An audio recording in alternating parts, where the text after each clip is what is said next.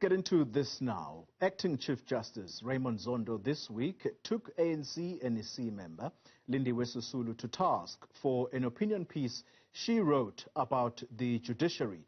This was after she claimed that the Constitution has done nothing to lift people out of a sea of poverty. Now, Zondo described Sisulu's comments as an insult to the judiciary.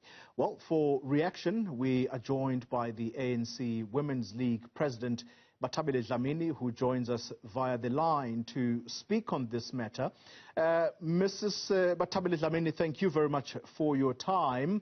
Let's first find out what your thoughts are around this whole saga. My understanding is that this is possibly the first time that the ANC Women's League is issuing comments around the saga surrounding the tourism minister, Lindiwe Sisulu. What is your standpoint on what has happened so far? The question I asked myself first was, why is Comrade Lindiwe being dismissed? Why don't we want to respond to the questions she is raising, and also listen carefully to her views, engage and ensure that there is a battle of ideas in South Africa on the matters she has raised, because South Africa is a society in transformation, and it would be good for us to listen to ordinary South Africans raising their voices.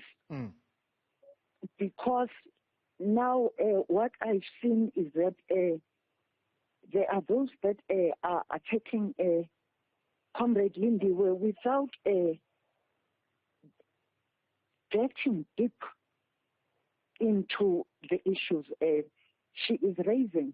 All right. So let me ask you this question, therefore. I take it you have read some of these opinion pieces that she has written, and some of them were, of course, responding as a result of the reaction to the initial piece. What is your view on what some describe as an attack on the Constitution? Okay, in all the conferences of the ANC, elective conferences, there is a commission on the transformation of the judiciary, which means that it's one of the issues we have to try and grapple with, but also we must not make our constitution a white elephant. Ordinary South Africans must discuss the issues that Comrade Lindiwe raised, socio-economic issues, issues that are related to justice, issues of poverty, unemployment, and inequality. And that is very important, because we don't want to hear people hurling insults.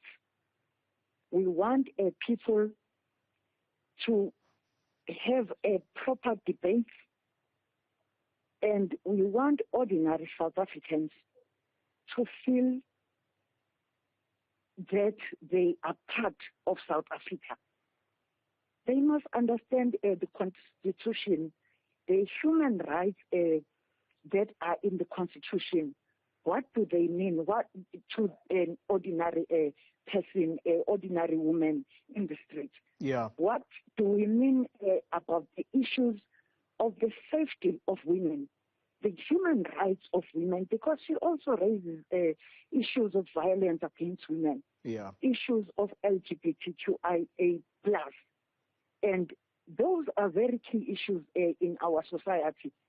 But as always, we have shown ourselves to the world as a society that does not want to debate issues, as a society that is dismissive, as a society that is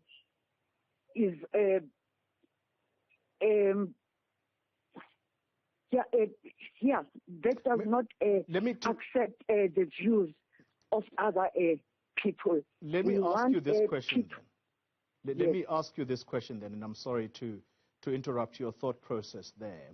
When you say that we appear, at least those that have responded to her opinion pieces, when you describe them as not wanting to debate, some people are going to differ with you very strongly to say they actually are engaging with the content of her opinion pieces, and how they are doing that is by pointing out her hypocrisy on this issue, particularly of poverty, because she is a member of cabinet and has been a member of cabinet for a very long time, which means that she has the power to change the material conditions of the people, and she has not done that. Or maybe you could point us to some of what her achievements have been in government. I think, for instance, on the issues of water during COVID-19, she really tried her best. And she really stood up and ensured that most communities access water. And water is a right. I argue different. Basic need. I argue different, Mrs. Dlamini, with the greatest of respect.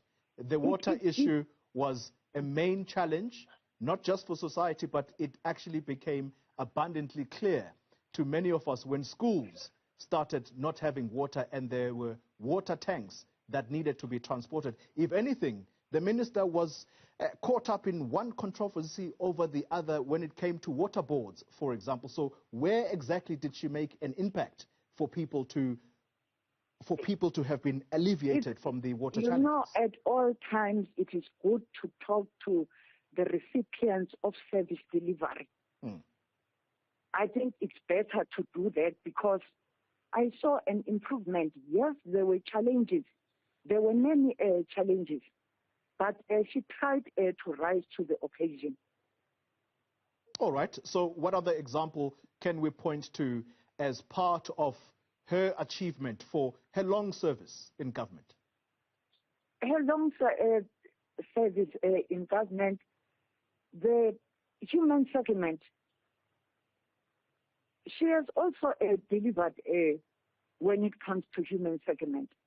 But also, we must understand that those issues are not just stand-alone.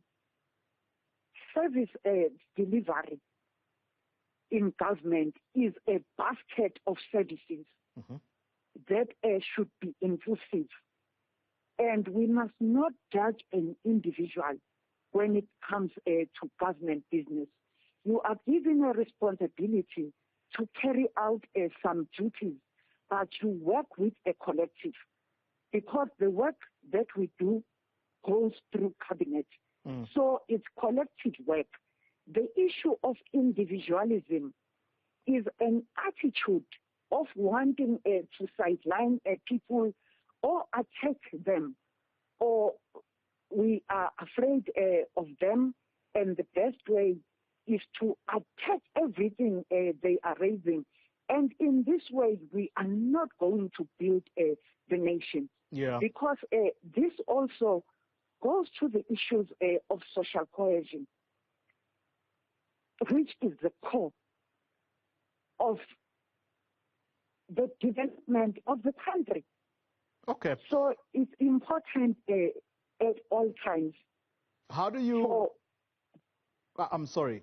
How do you respond to those, Mrs. Dlamini, those who say that the basis of this opinion piece, or what the minister sought to do here,